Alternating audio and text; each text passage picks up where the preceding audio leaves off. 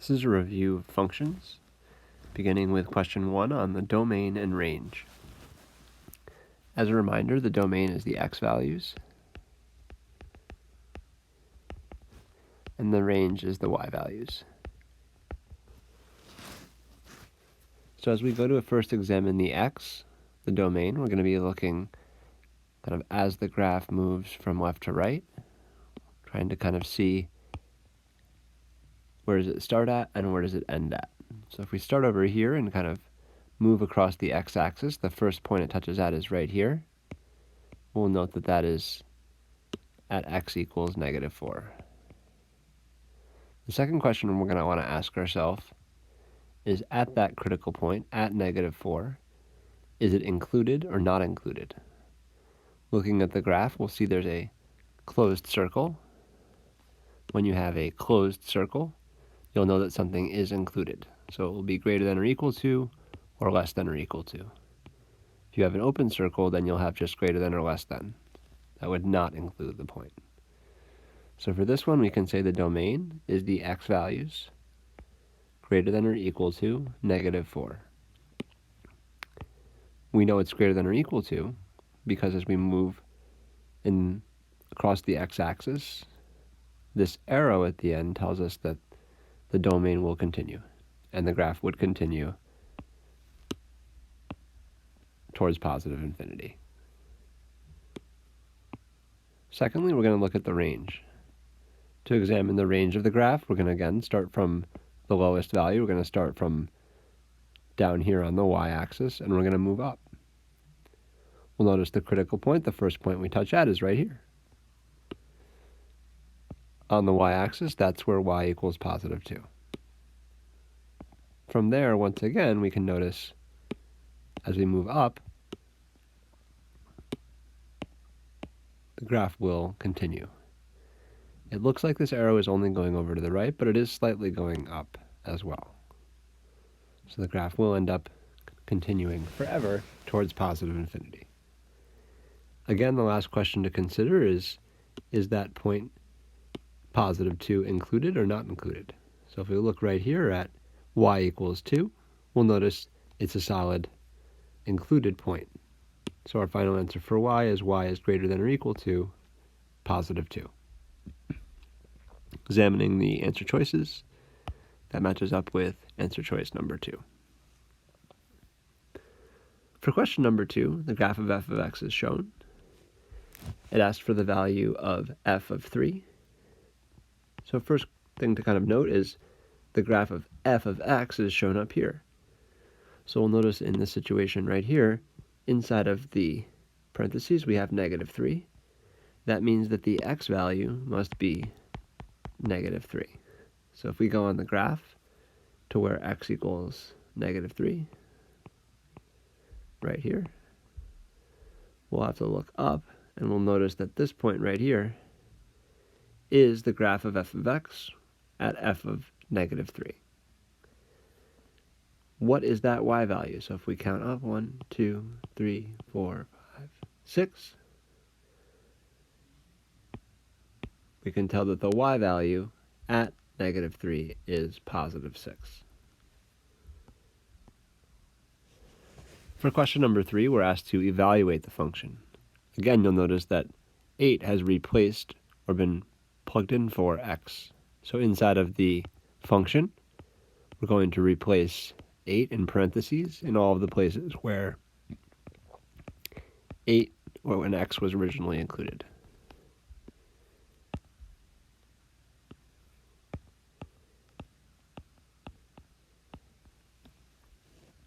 Using the order of operations, we'll simplify inside the parentheses first.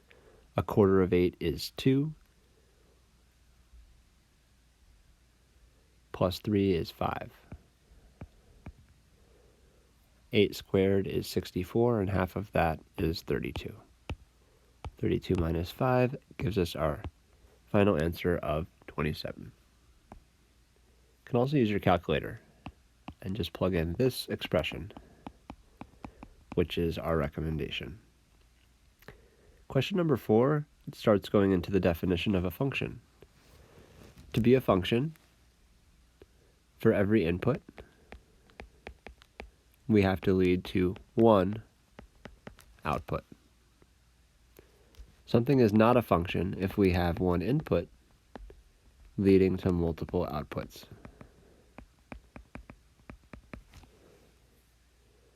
So for example, in table number 1, if we look at the x value of 2, the input of 2, there are two different output values. So number 1 here is not a function. If you look at all of the points that are included in number 2 here, 1, 1, 2, 1, 3, 1, 4, 1, 5, 1, 5, 5, 6, 8, and 7, 3, you'll notice that every input has only one output. So number 2 is a function. Number 3 talks about or shows a graphical representation of a function. If you don't remember, the vertical line test can tell us if something is a function.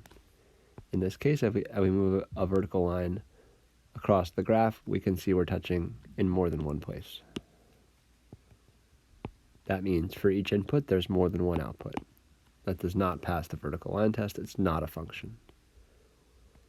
And finally, number 4 is a linear function, y equals 2x plus 1. If we made a graph of that, it would pass the vertical line test, and for each input there is only one output. So overall, our final answer is number 2. Number 5 is the same type of information, but this time all are represented as ordered pairs. So to find which one does not represent a function, we're looking for which one has the same x value with different y values. So maybe we have like an x value, and then maybe we have that same x value, and we have a different y value. So you'll notice right away, we take a look at answer choice 3 right here. The x value of 3 leads to two different outputs. Kind of shortcut you might notice is it's the only one that has the x value repeated. For all the other answers, the x values are different for each of the points in the answer. For number 6, we're looking at the graph, again, of the function f of x. This time it asks us to find the domain and range. So first, to find the domain, we can take a vertical line, move it across the graph from left to right. I'll notice right there is the starting point, and there's the ending point. Both of those are included. If we count back, you'll notice that this ends up being at an x value of -5 all the way up to 8. So for our domain, there's two ways to write it. We can write that -5 is less than or equal to x values that lead up to 8. Both of these are less than or equal to because they are included. Another way that we can write the domain is to write the word domain and say that the domain is from -5 to 8. I'm using brackets to show that's included. For the range, we'll do the same thing with a vertical line, thinking about where the function starts at and where it continues to as we go up and down. Using that strategy, we'll see, starting from the bottom, the first y value is at -3, and it keeps going up all the way up to +2.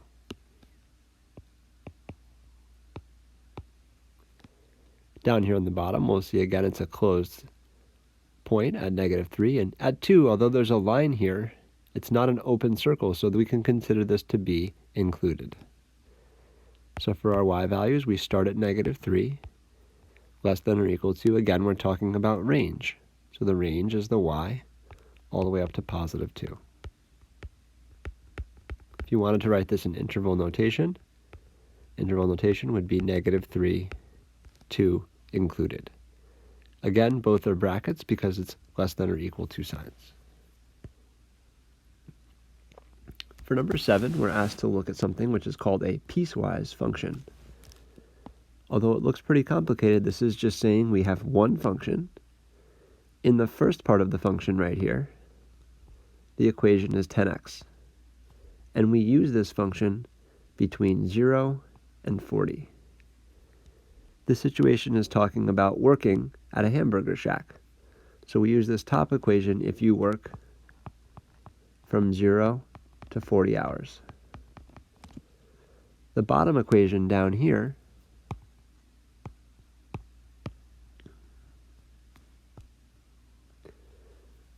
is talking about if you work above 40 hours, if x is greater than 40. All right, so there's a couple different things that this question asks you to do. Read carefully. The first thing it says is to determine the difference in salary for an employee who works 52 hours versus one who works 38 hours. The second thing it asks us to do is to determine the number of hours that you have to work in order to earn $445. And we have to explain how we arrived at that answer. So let's start by talking about question number 1. We want to find the difference in salary for an employee who works 52 hours. That'll be right there. Versus an employee who works 38 hours. For the employee who works 52 hours, we kind of have to decide which part of the function do we want to look at. So 52 hours, well, that's somebody who works above 40 hours. So we're going to look at this part of the function right here. So I can write down, we have 15 parentheses x minus 40 plus 400.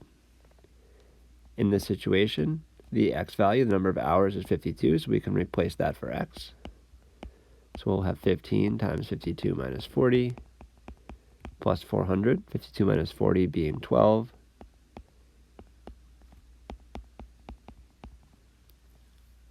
And 12 times 150 giving us 180. So we know now an employee who works 52 hours makes $580. Now how about an employee who works 38 hours? Let's kind of reset here. Well, that's somebody who works between 0 and 40 hours. So we're going to use this equation for the 38-hour situation. So we have the function 10x.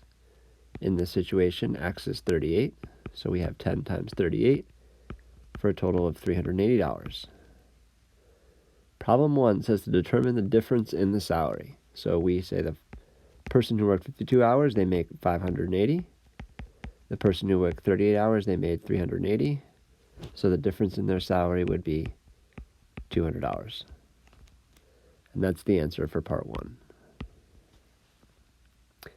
For part 2, it says to determine the number of hours that an employee must work in order to earn $445. Well, the first thing we know right off the bat is $445 that's going to be somebody who's working above 40 hours. Because if you worked 40 hours times $10, right, that would be 400, and we need to get up to 445. So we just need to use a little bit of common sense to figure out, we're going to use this equation here. That's the function that we need to use. So we'll copy down 15, x minus 40 plus 400. Now in this situation, they need to earn $445. So we can say that amount working above 40 hours has to be equal to 445. From there, we can solve this equation. So we can distribute 15x minus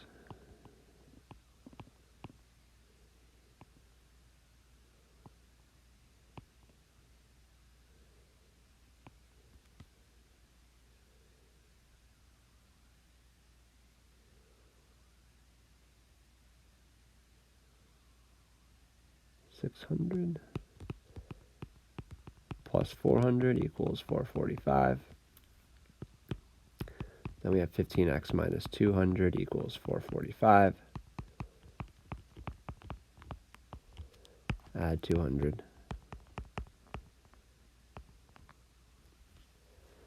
It's too late to be doing mental math. I'm going to grab my calculator real quick.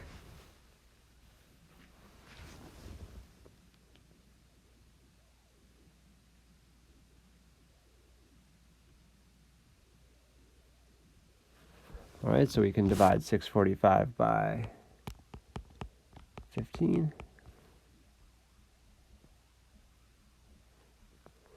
So we know the person would have to work 43 hours.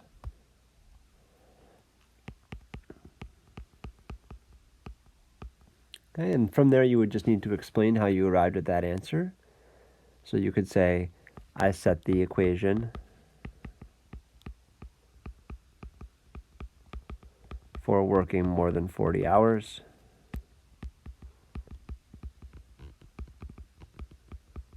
equal to $445, just as one example. All right, and for our final question here, we're asked to draw a mapping diagram of set A to set B that is not a function, and then explain how we know it's not a function. To make it not a function, all you have to do is make sure that one input value, for example, number 1, leads to 2 output values. For example, 1 leads to A, and 1 leads to B. You also could have something like 3 leads to B, 3 leads to C. You could have 3 outputs coming from one input, but all of these are not a function because we see there is 2 lines or 2 output values coming from one input. Just one common misconception, a couple people drew something like this. This is still a function. This is actually okay as a function because the input has only one output. Each input has only one output. Again, it's not a function once you see something like this, where we have an input value leading to multiple outputs. And then explain that with a sentence was the last part of this problem. So hopefully that helps you feel reviewed on the functions